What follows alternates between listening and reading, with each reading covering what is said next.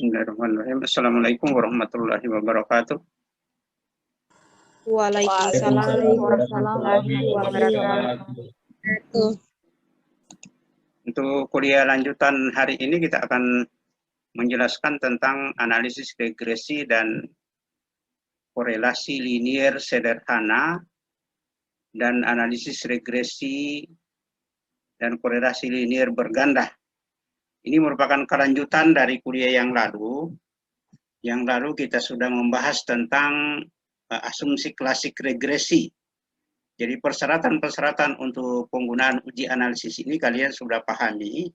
Sekarang tinggal kita lanjutkan dengan analisisnya untuk menguji hipotesis seperti penelitian kita terkait dengan hubungan antar variabel atau penelitian yang sifatnya korelasional atau kaitan antar variabel. Sambil menunggu yang lain, ini baru 19 orang dari 40 lebih, ini terlambat masuk, tapi kalau kita menunggu nanti malah Zoom kita habis karena waktu kita terbatas. Sambil kita tunggu mereka, kita lanjutkan pada, saya ingin menyampaikan ke kalian bahwa ada kecenderungan orang kalau menggunakan analisis ini, setelah dia analisis itu langsung dia terjemahkan sebagai hubungan kausal atau sebab akibat. Padahal kalau kita baca dari berbagai referensi statistik, dari berbagai penulis-penulis internasional, ternyata ini sama sekali tidak menguji hubungan kausal. Tapi dia menguji, boleh jadi hubungan asosiatif atau timbal balik. Kita lihat ada beberapa sumber saya kutipkan di sini, termasuk halaman dan sumber-sumbernya, sehingga nanti kalau kalian ditanya orang, bisa dipertanggungjawabkan. Jadi saya coba pertentangkan antara relationship dan causal relationship. Jadi correlational relationship dan causal relationship. Hubungan korelasional dan hubungan kausal. Apa itu bedanya antara hubungan korelasional dengan hubungan kausal? Jadi tidak semua hubungan antara variabel itu bisa berarti hubungan sebab akibat. Penentuan suatu hubungan bersifat sebab akibat memerlukan metodologi tersendiri, misalnya eksperimen yang didukung oleh teori-teori yang kuat. Jadi dalam hal ini kalau kita menggunakan regresi korelasi ini, hanya bisa kita membuat kesimpulan bahwa dua variabel itu saling berkorelasi atau berhubungan. Bisa jadi dia korelasinya sifatnya simetri atau asosiatif. Kita lihat beberapa pendapat. Ini saya kutipkan dari bukunya Richard Perrignon. Halamannya jelas di sini, bahwa koefisien korelasi digunakan untuk menentukan tingkat keeratan hubungan antara variabel bebas dan variabel terikat. Koefisien korelasi yang tinggi tidak menunjukkan adanya pengaruh. Ini catat betul ini. Hubungan sebab akibat pengaruh X terhadap Y hanya dapat ditentukan melalui penelitian eksperimen. Apakah X itu mempengaruhi Y, apakah variabel bebas itu mempengaruhi variabel terikat, silakan adakan perlakuan.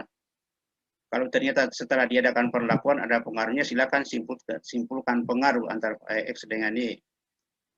Para peneliti, ini kata dia ini, para peneliti sering membuat kesalahan dengan menafsirkan koefisien regresi dan koefisien korelasi sebagai pengaruh antara variabel. Kemudian seterusnya,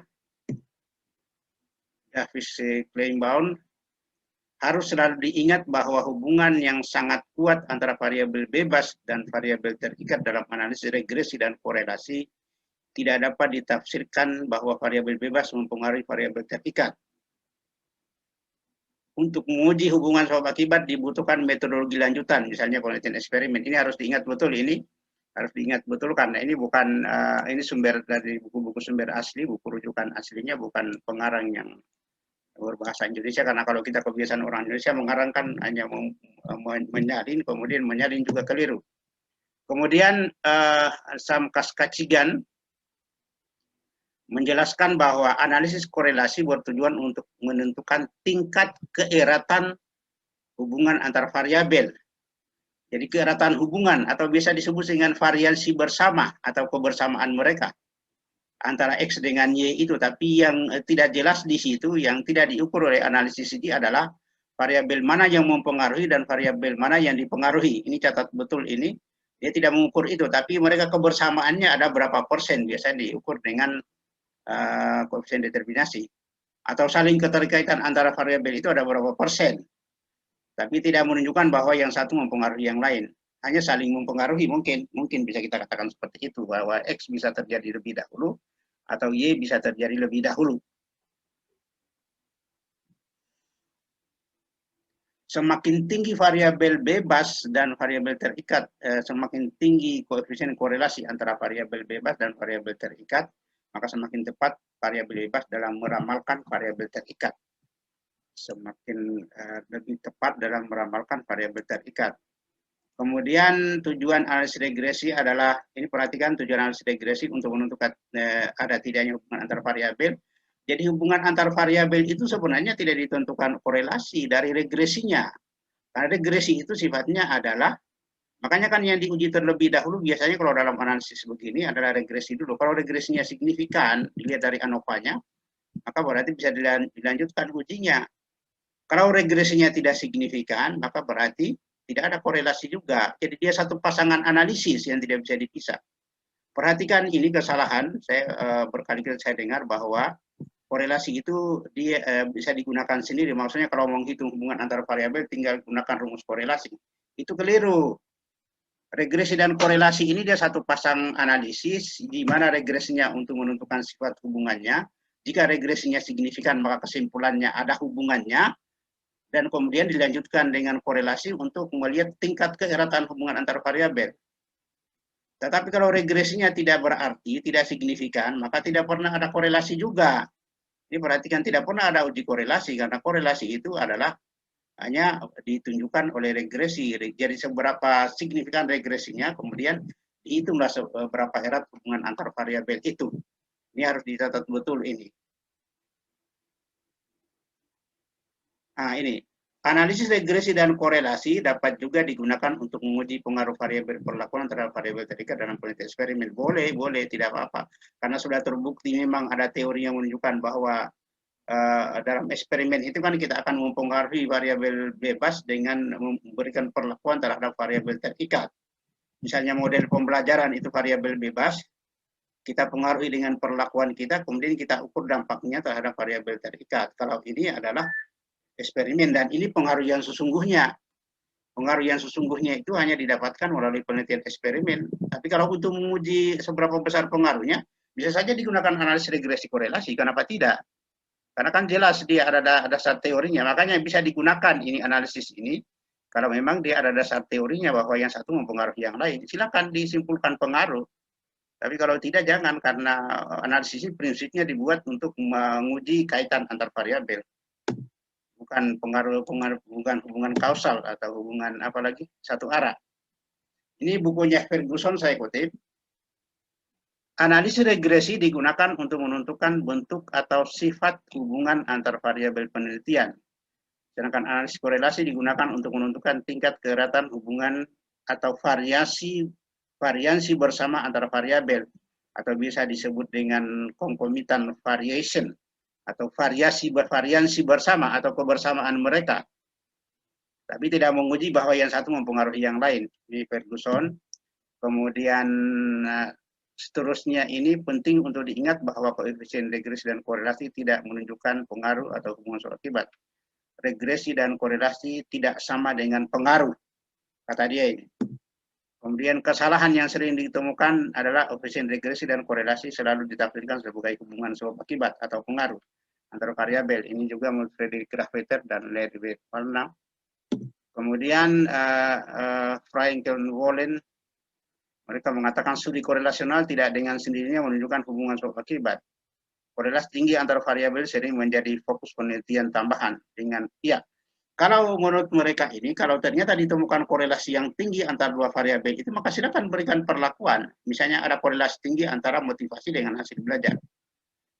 Silakan buktikan lebih lanjut untuk meyakinkan bahwa memang motivasi itu mempengaruhi hasil belajar dengan mengadakan penelitian eksperimen. Satu kelompok dikasih motivasi, satu kelompok tidak, kemudian nanti diuji dengan menggunakan eksperimen dengan beberapa kali perlakuan. Setelah itu diuji hasilnya, ternyata memang motivasi mempengaruhi hasil belajar. Silakan dipastikan seperti itu karena melalui penelitian sudah dieksperimenkan. Tapi kalau hanya korelasi, kita tidak bisa memastikan begitu. Bisa saja terjadi sebaliknya karena hasil belajarnya tinggi, kemudian motivasinya tinggi. Bisa juga terjadi sebaliknya karena motivasinya tinggi, kemudian hasil belajarnya tinggi. Tidak bisa kita memastikan bahwa motivasi, ingat ini, tidak bisa kita memastikan bahwa motivasi mempengaruhi hasil belajar karena kita tidak menguji itu dengan regresi korelasi. Metodologi yang untuk menguji itu adalah eksperimen, sedangkan perlakukan. Itu maksudnya analisis ini, karena ini kan kesalahan yang sering sekali kita temukan. Ini. Kemudian Webes dan Kahn, ini beberapa keliruan dan keterbatasan harus dipertimbangkan dalam menafsirkan makna koefisien korelasi. Koefisien korelasi tidak menyiratkan hubungan sebab akibat antar variabel.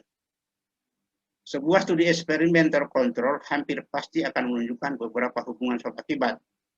Jadi sarannya dia adalah kalau ingin menunjukkan hubungan sebab akibat, silakan gunakan eksperimen yang terkontrol. Sekarang kita itu tadi beberapa sumber saya identifikasi, ini sebenarnya banyak sekali, ada sekitar 30 buku yang saya baca, tapi saya tidak kutip semuanya. Hanya saya ingin menunjukkan bahwa kesalahan fatal yang dilakukan oleh banyak orang. Silakan diperhatikan ini. Nanti kan di bagian terakhir nanti saya tuliskan referensi untuk sumber-sumber bacaan saya.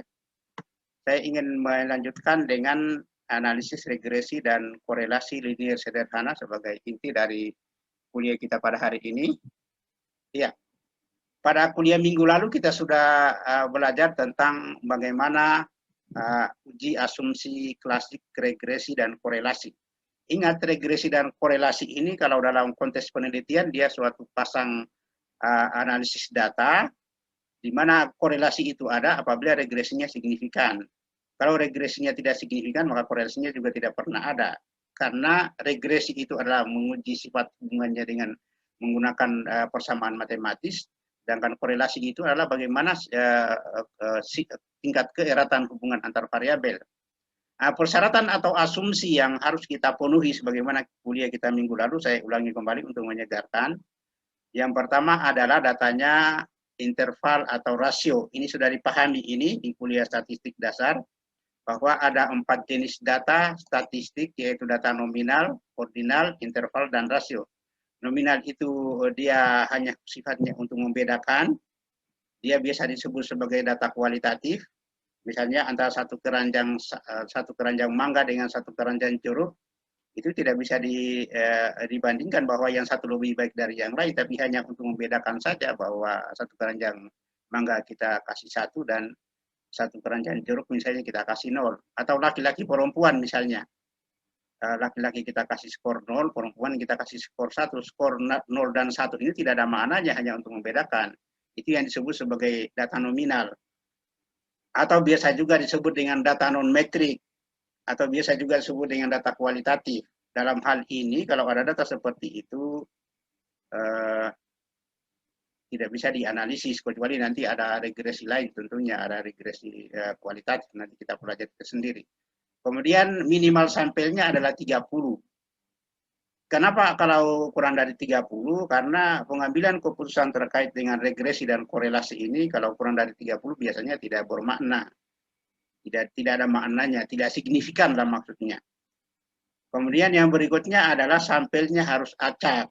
Jadi peneliti harus menyampaikan bahwa menceritakan dalam metodologinya bahwa pengambilan sampel ini dilakukan secara random atau acak. Bagaimana cara randomnya, bagaimana cara acaknya nanti akan diceritakan tersendiri dalam teknik pensampelan data penelitian kuantitatif. Nanti bisa dilihat di video-video yang dulu pernah saya buat, yaitu tentang penelitian survei, nanti bisa kalian pelajari di situ.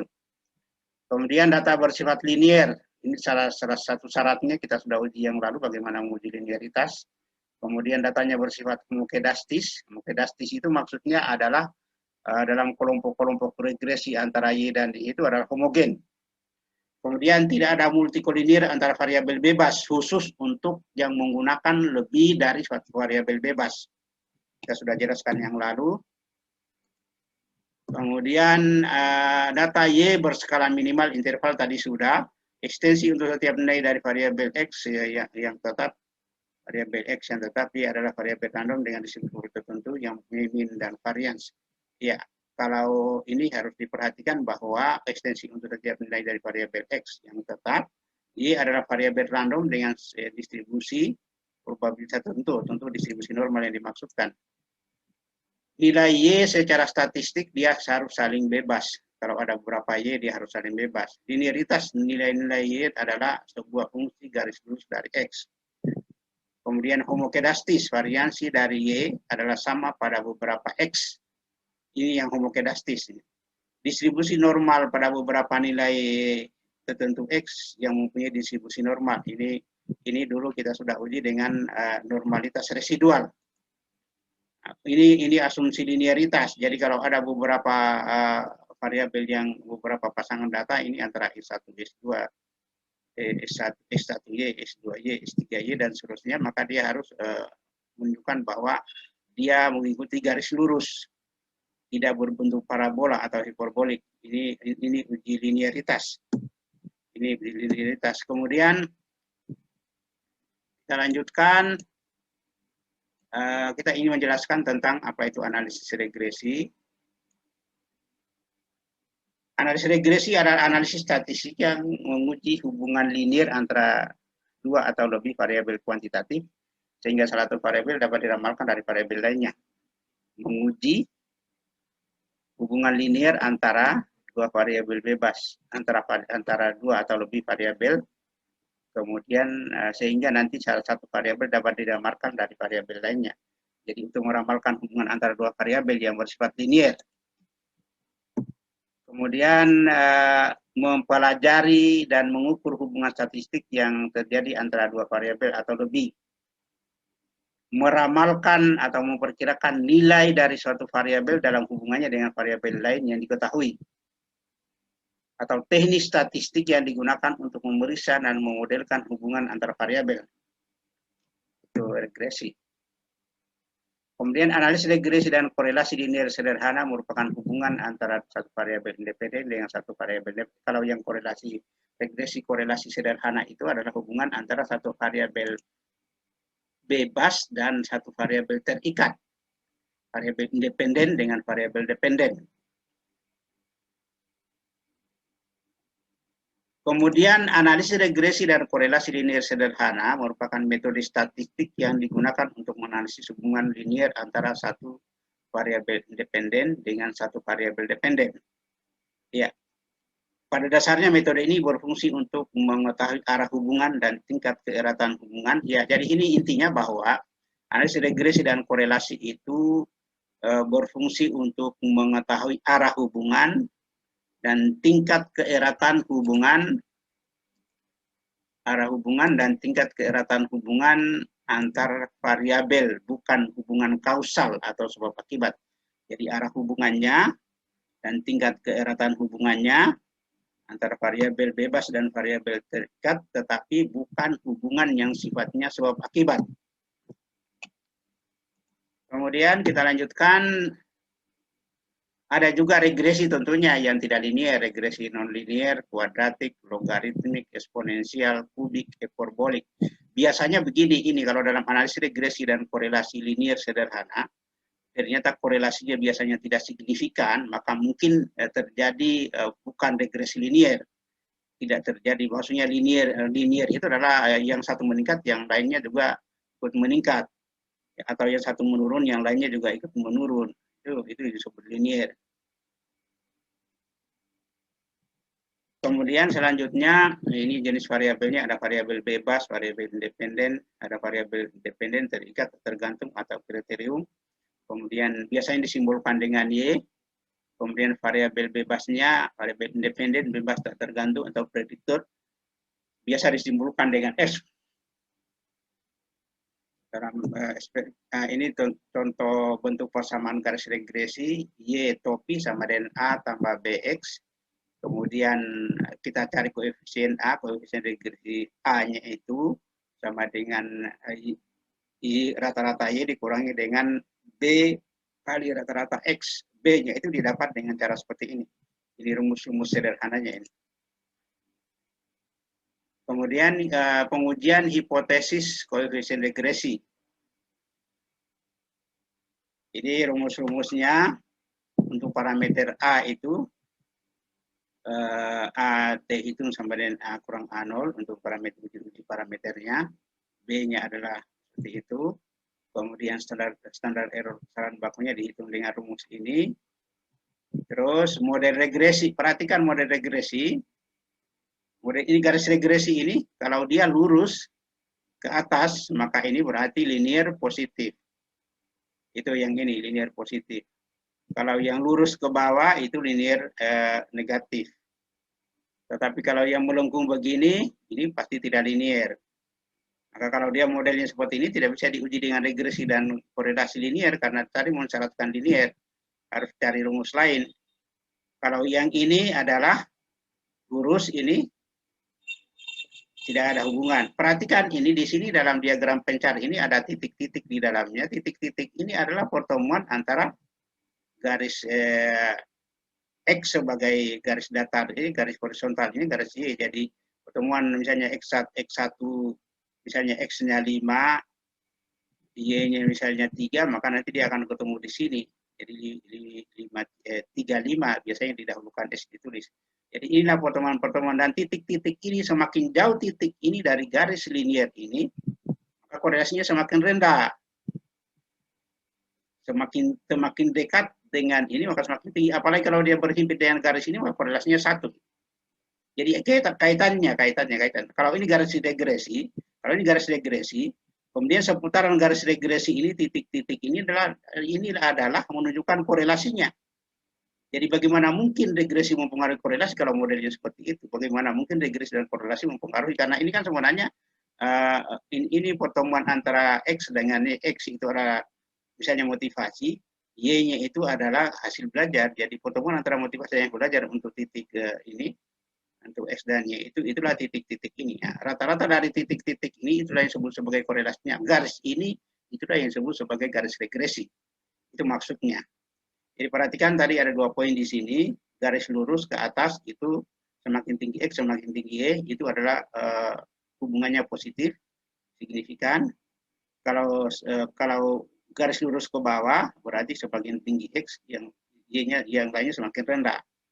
Jadi semakin tinggi yang satunya semakin rendah. Ini adalah linear negatif. Kemudian kalau yang melengkung seperti ini tidak linear, kalau yang lurus begini sudah pasti tidak linear dan juga mungkin tidak ada hubungannya terhadap variabel. Nah, ini yang lebih jelasnya di sini. Ini garis-garis pertemuan ini ada titik jarak antara titik ini dengan garis datar ini nanti akan menunjukkan seberapa besar korelasi antara variabel ini. Ini adalah rumusnya Y sama dengan A tambah BX. Semakin jauh titik-titik ini dari garis linear ini, maka sudah dipastikan bahwa korelasinya semakin rendah. Malah kalau dia berhimpit langsung semua titiknya ini ada di garis linear ini, maka dipastikan bahwa dia korelasinya 1. Nah, kalau seperti ini korelasinya ini bisa 0,8 karena agak berdekatan dengan garis linear. Persamaan garisnya adalah Y sama dengan A tambah BX. Nah, sama juga dengan ini, perhatikan. Ini adalah gagasannya adalah meminimalkan penyebaran total nilai. Ini linear, tetapi agak jauh dari garis regresi ya. Ini linear tapi agak jauh dari garis regresi sehingga kemungkinan besar ini hubungannya rendah. Kalau ini garis regresinya langsung berada di tengah titik-titik ini, kemungkinan besar ini korelasinya akan tinggi.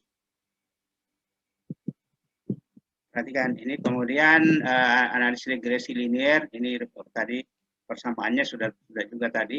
Selanjutnya kita masuk ke analisis korelasi. Nah, perhatikan ini saya kutipkan output dari SPSS. R ini adalah R ini sini, nanti kita jelaskan nanti kalau kita sudah menganalisis, tapi di awal saya ingin menjelaskan lebih awal dulu bahwa R itu adalah simbol dari korelasi. Jadi hubungan antar variabelnya sebesar 0,858. R square ini adalah simbol dari koefisien determinasi atau kuadrat dari R. kuadrat dari R-nya adalah 0,736. Justice R square ini adalah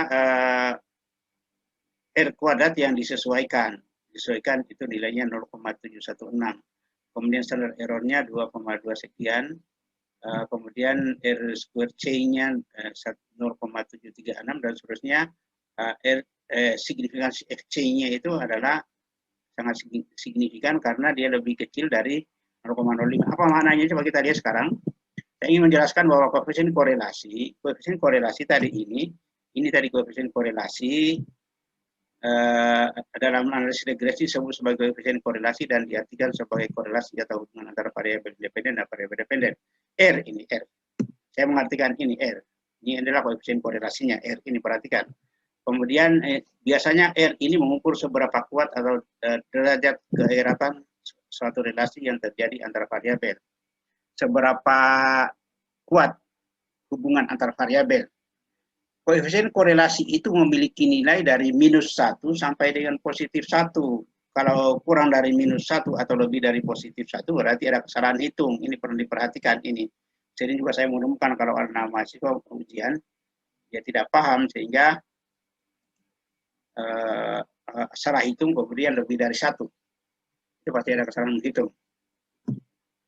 Untuk menentukan keeratan hubungan antara variabel diberikan patokan R. Kalau R-nya 0,91 sampai dengan 1, maka hubungannya pasti sangat kuat. Malah 1 itu sempurna, sudah tidak ada variabel lain. 0,71 sampai dengan 0,9 itu hubungan yang kuat.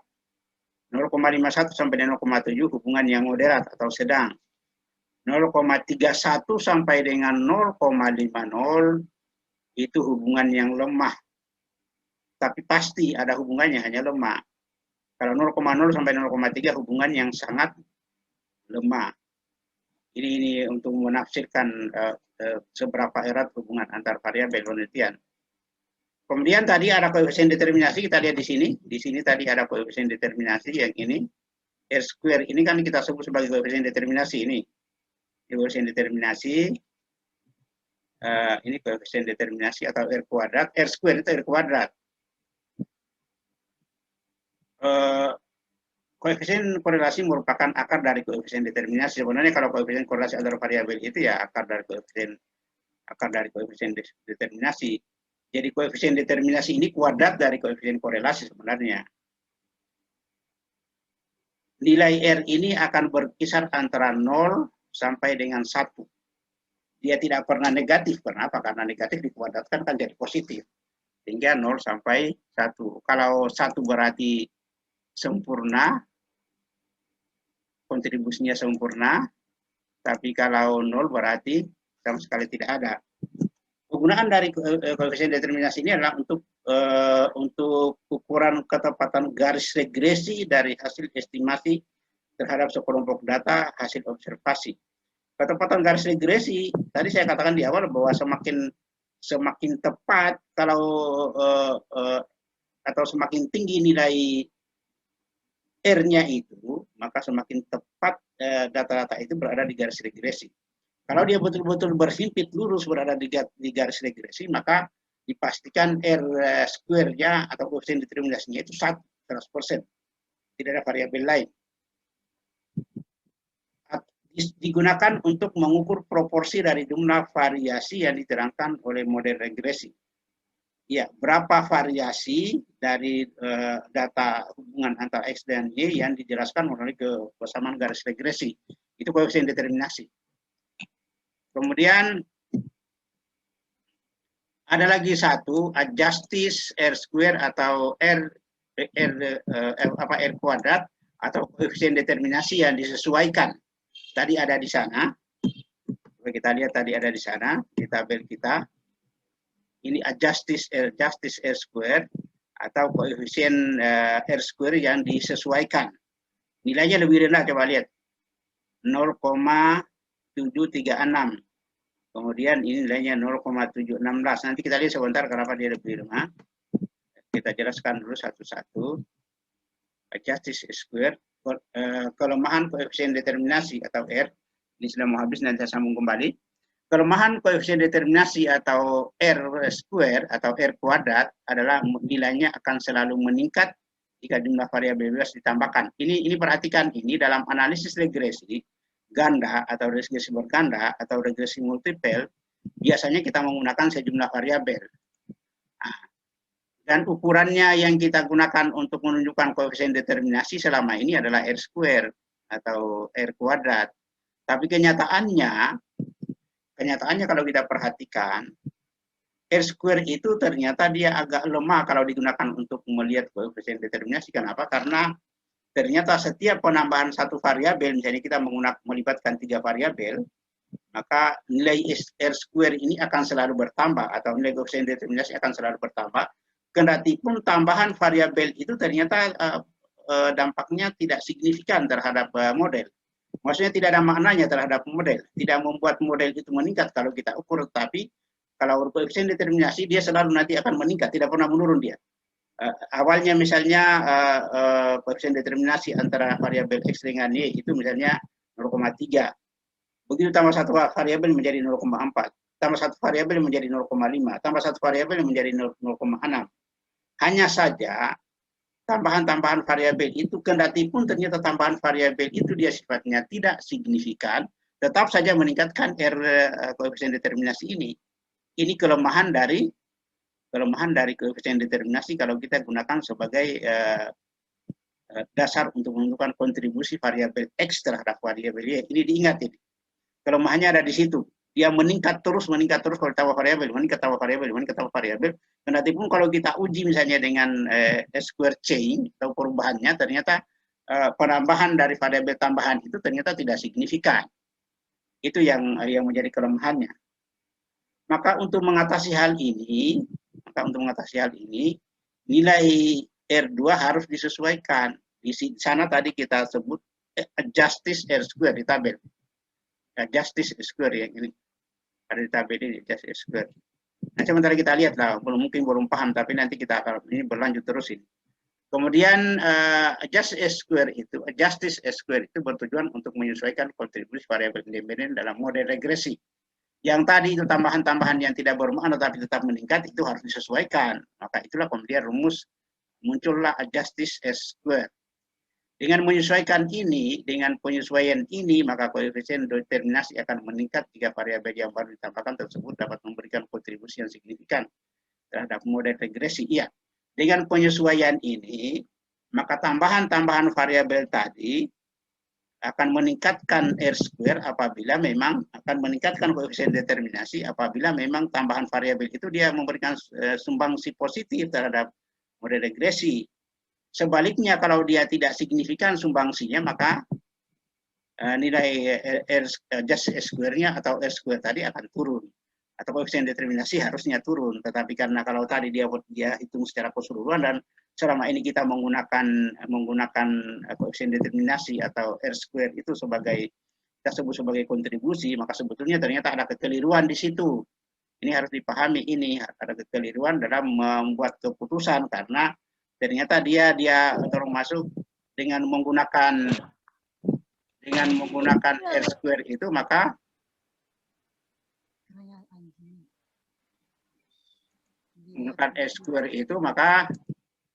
nilai koefisien determinasi akan cenderung tinggi. Itu maksudnya.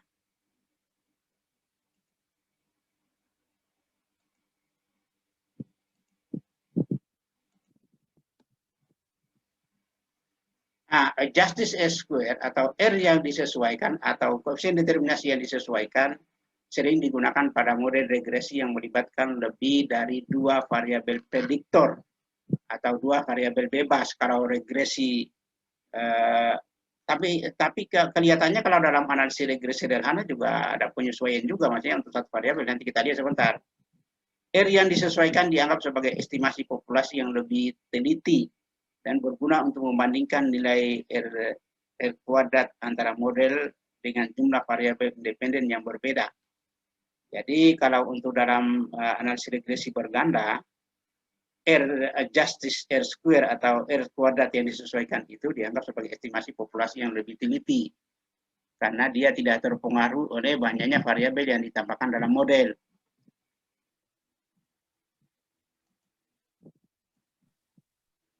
Ya, kita perhatikan ini hanya contoh saja, contoh untuk menjelaskan, tapi kita belum menganalisis, hanya saya berikan contoh lebih awal supaya nanti mudah untuk memahami bagaimana pelaksanaan analisis dan interpretasi datanya. Jadi, kenapa tadi kalau kita mengambil R square itu sebagai kontribusi variabel X terhadap variabel Y, karena dia cenderung meningkat, perhatikan ini cenderung meningkat 0,00, 0,17, 0179, 281, 318, dan seterusnya, meningkat terus-menerus. Padahal kalau kita perhatikan tambahan dari variabel itu dia tidak signifikan. Tidak signifikan, tapi dia meningkat terus. Berarti di sini adalah ada estimasi maksimumnya sebenarnya. Ini kalau ini kita jadikan sebagai dasar untuk pengambilan keputusan, rupanya ada kekeliruan. Padahal selama ini kan kita menggunakan R square untuk koefisien determinasi. Maka itu sebenarnya harusnya kalau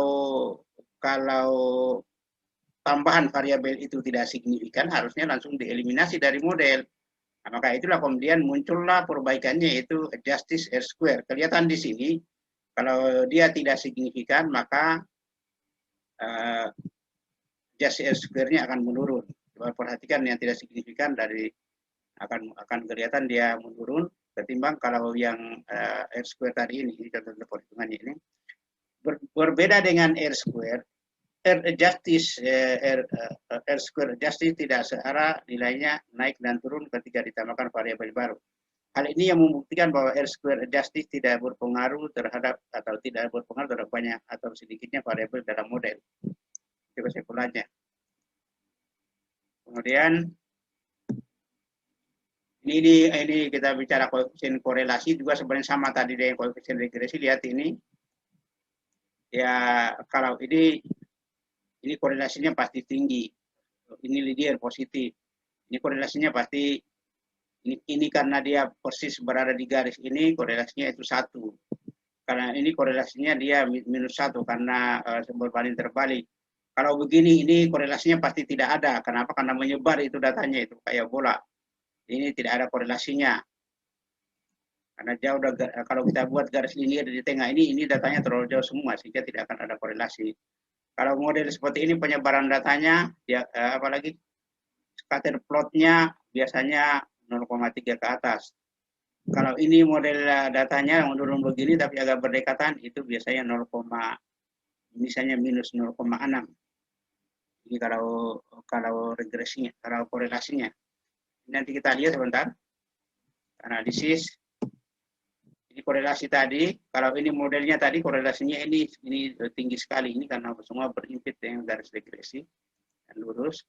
Ini tadi korelasi, ini tidak ada korelasi. Kalau yang ini juga tidak ada korelasi, juga tidak korelasi. Jadi yang ada korelasi tingginya adalah 1, nomor 2 tidak ada korelasinya, nomor 3 tidak ada korelasinya, nomor 4 tidak ada korelasinya. Ini korelasinya pasti 0 ini. Jadi yang nampak nanti kalau korelasi produk momen yang kita gunakan di sini nanti akan terlihat bahwa yang berkorelasi itu hanya nomor 1, yang lainnya tidak sesuai datanya.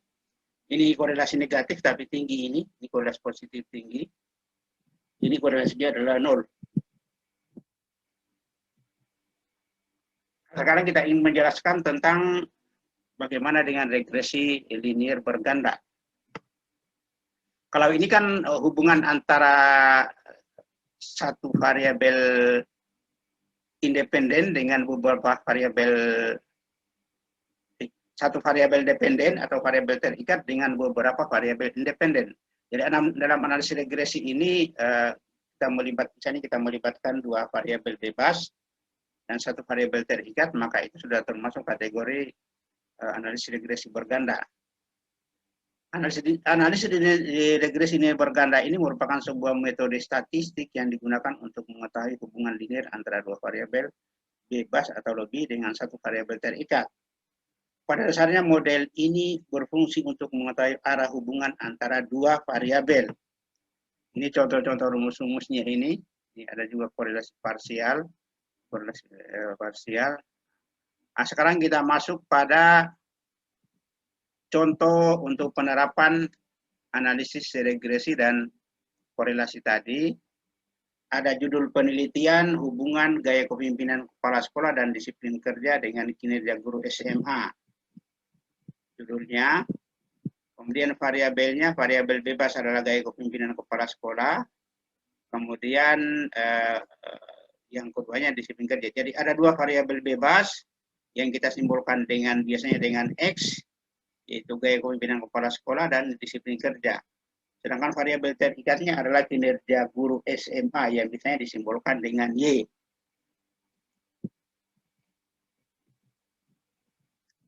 Masalah yang bisa diangkat sehubungan dengan judul ini, misalnya kita rumuskan begini. Apakah terdapat hubungan antara gaya kepemimpinan kepala sekolah dengan kinerja guru SMA? Ini masalah yang terkait dengan regresi linier sederhana. Kemudian B, apakah terdapat hubungan antara disiplin kerja dengan kinerja guru SMA? Ini adalah regresi linier sederhana. Kemudian apakah terdapat hubungan antara gaya kepemimpinan kepala sekolah dan disiplin kerja secara bersama-sama dengan kinerja guru SMA? Ini adalah regresi linier berganda. Jadi ada tiga masalah yang akan kita jawab. Yang pertama regresi linier sederhana, yang kedua regresi linier sederhana, yang ketiga adalah regresi linier ganda. Hipotesis yang mungkin bisa kita ajukan sehubungan dengan ini adalah terdapat hubungan positif yang signifikan antara gaya kepemimpinan kepala sekolah dengan kinerja guru SMA. Jadi terdapat hubungan positif yang signifikan antara disiplin kerja dengan kinerja guru SMA. Yang ketiga terdapat hubungan positif yang signifikan antara gaya kepemimpinan kepala sekolah, disiplin kerja dan secara bersama-sama dengan kinerja guru SMA. Hipotesis statistik yang diujinya adalah 0 roh Y1 sama dengan 0, roh Y1 lebih besar dari 0. Kalau roh Y1 sama dengan 0 itu tidak ada hubungan. Kalau Y1 lebih besar dari 0 itu ada hubungan positif, dan seterusnya. Karena seperti itu. Desain korelasionalnya biasanya hubungan antar variabel dirumuskan seperti ini. Gaya kepemimpinan kepala sekolah, disiplin kerja, kinerja guru SMA, analisisnya menggunakan responden atau guru. Analisis regresi dan korelasi yang kita gunakan. Ini contoh-contoh hipotesisnya. Kemudian sekarang untuk hipotesis digunakan ini. Ini datanya, contoh datanya. Ini contoh data dari tadi. X-nya adalah gaya kepemimpinan kepala sekolah, S2 yang disiplin kerja, dan Y-nya kinerja guru. Contoh data hasil penelitian sampai 30 orang guru. Ini contohnya ini. Kemudian uji hipotesis 1. Kalau kita perhatikan langkah-langkahnya ini sudah pasti bisa lah, inilah analyze, regression, linear, muncul kota dialog, tindakan Y ke dependen dan X1 ke independen, pilih statistik, aktifkan deskriptif yang lain, abaikan, continue. Selanjutnya klik OK, akan muncul hasil sebagai berikut. Ini hasil. Sekarang kita latihan dulu. Saya stop. Ini hasilnya ini kita latihan untuk hipotesis 1. Saya stop share dulu, kemudian saya mau share datanya. Ini saya sudah siapkan.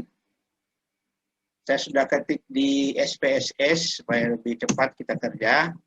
Jumlah respondennya adalah 31, yang mana tadi Y itu adalah kinerja guru, X1 itu adalah gaya kepemimpinan kepala sekolah, dan X2-nya adalah disiplin kerja guru.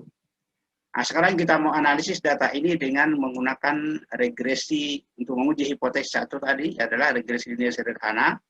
Maka kita pilih analyze, pilih analyze, kemudian regression, kemudian linear. Nah, jadi analyze, regression, kemudian linear, kemudian ya. Nah, sekarang dia perhatikan ada dua variabel yang kita uji. Adalah hipotesis pertama, berarti kita pindahkan dia ke dependen, kita pindahkan X1 ke independen. Yang kita uji hanya hipotesis pertama karena dia korelasi dan regresi sederhana. Sekarang kita pilih di sana statistik. Kita pilih statistik. kita aktifkan R square change, kita aktifkan ini sudah ada, kita aktifkan deskriptif, kemudian kita continue. Terus kita pilih plot, sementara belum ada yang kita butuhkan, option.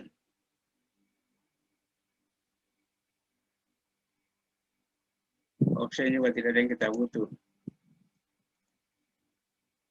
Ini juga tidak ada yang butuh. Oke, tidak ada semuanya yang kita butuh. Sekarang tinggal kita ini jadi analisis Y dengan X1 untuk korelasi regresinya sederhana. Sekarang kita perhatikan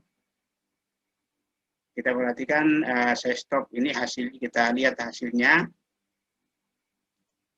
Kita lihat hasilnya sekarang.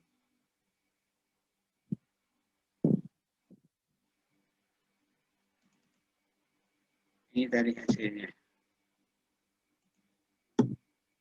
Ini dari hasil.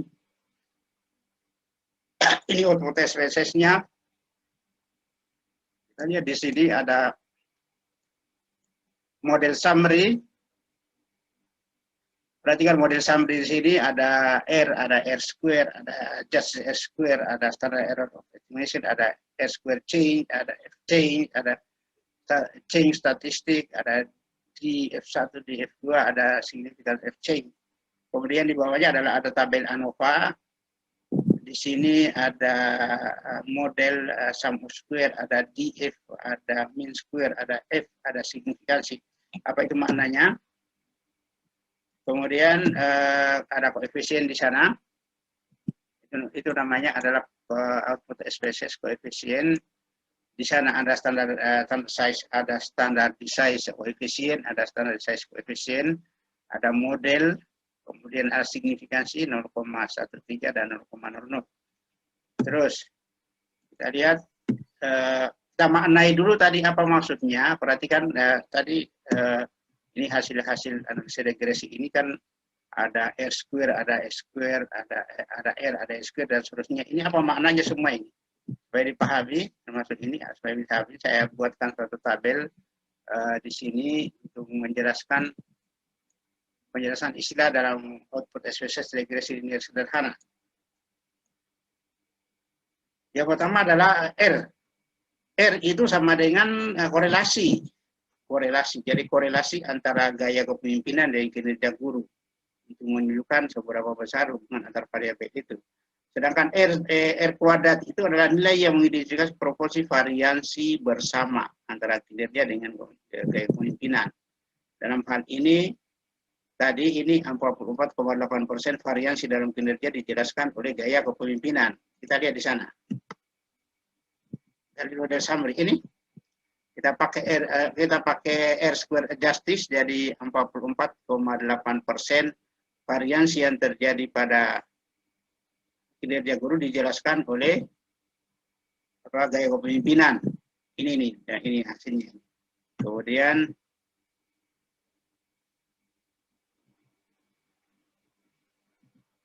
bagaimana tadi? Nah ini. Kemudian justice R square.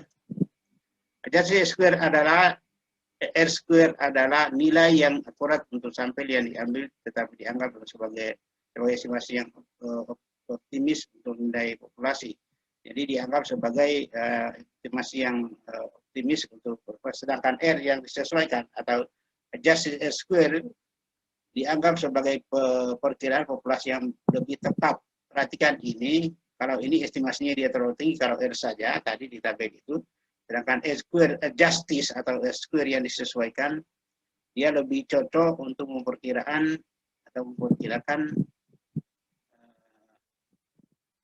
populasi yang lebih tepat. Jadi R square itu lebih tepat karena tidak terpengaruh oleh penambahan variabel.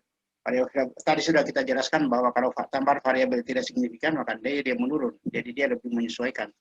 Baiklah kita gunakan just R square dalam urusan kita pada kuliah ini, pada analisis data ini. Kemudian ada standard error of estimate. Tadi nanti ditentukan saja standard error of estimate.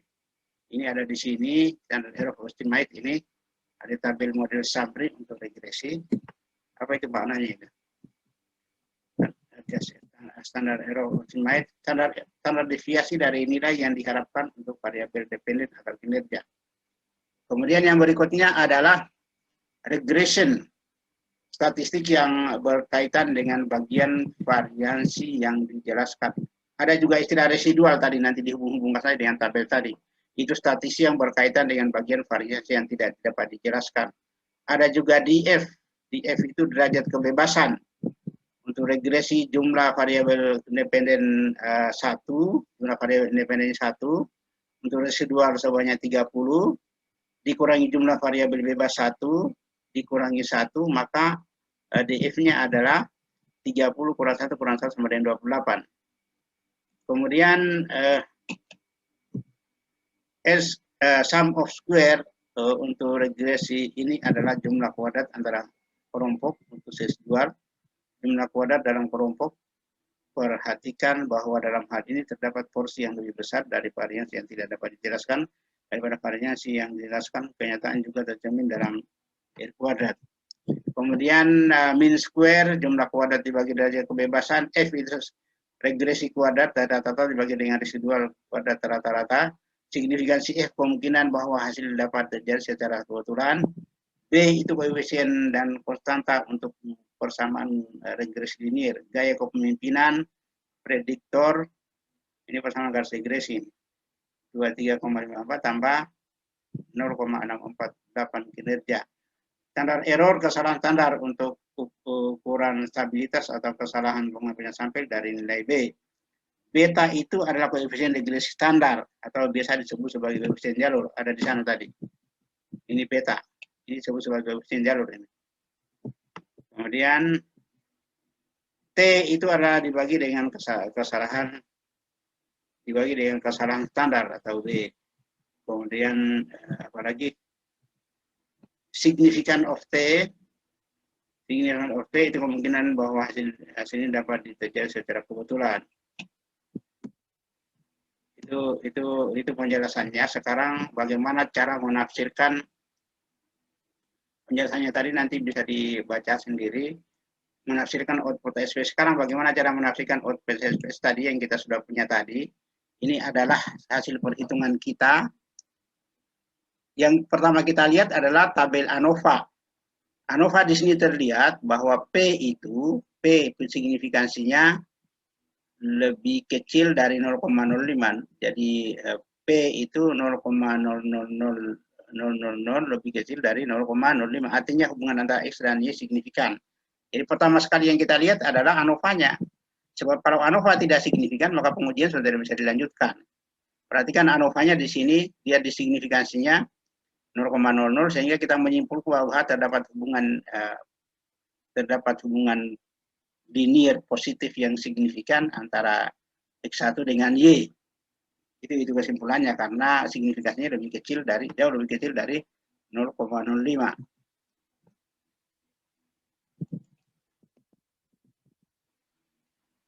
Kemudian yang kedua adalah koefisien determinasi. Koefisien determinasi tadi kita sudah jelaskan di awal bahwa yang lebih cocok untuk diambil itu untuk menjelaskan kondisi populasi adalah R-square change. R-square change yang diambil. Atau sumbangan X1 terhadap Y, Y1 sama dengan 2 dan sama dengan 4,29 atau 43%. Tadi sudah terlihat di sini, coba lihat. Terlihat di sini. Ini adjusted S-square yang kita ambil yang ini. Adjusted S-square yang kita ambil yaitu sebesar 0,429. Kalau RC-nya di sini sama dengan R kuadrat. Kemudian signifikansinya adalah signifikansi RC itu 0,00.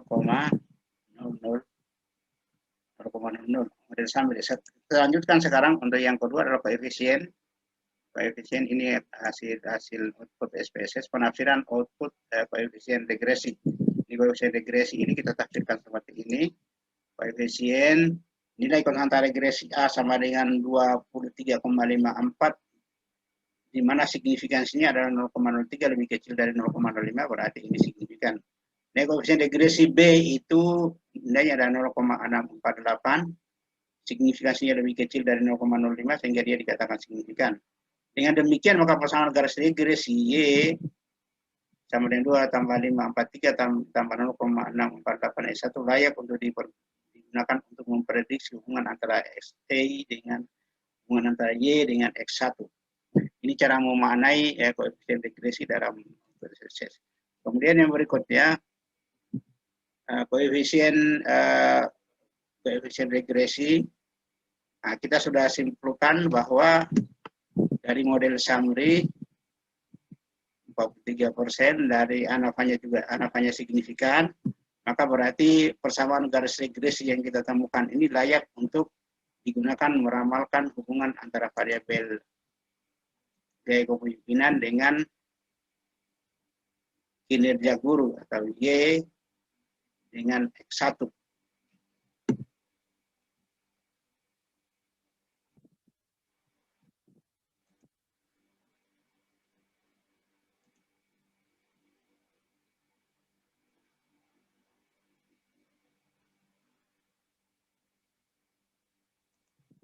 Oke, sekarang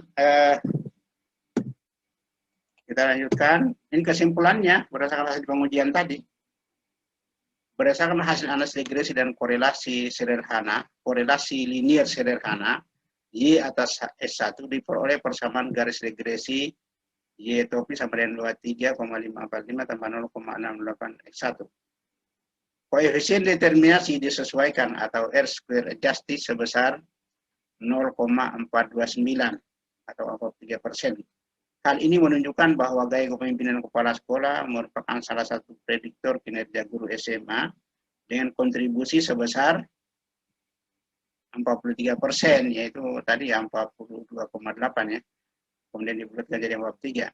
Melalui persamaan garis regresi Y sama dengan 23 tambah 545 tambah 0,648 S1 dapat dijelaskan bahwa setiap peningkatan satu skor gaya kepemimpinan kepala sekolah akan diikuti oleh peningkatan kinerja guru sebesar 0,468 pada konstanta 0. Ini kesimpulannya, ini tinggal diambil saja. Itu saya kira untuk di hipotesis 1. Terima kasih atas perhatiannya. Kuliah kita hari ini cukup sekian. Assalamualaikum warahmatullahi wabarakatuh. Selamat siang. Waalaikumsalam warahmatullahi wabarakatuh.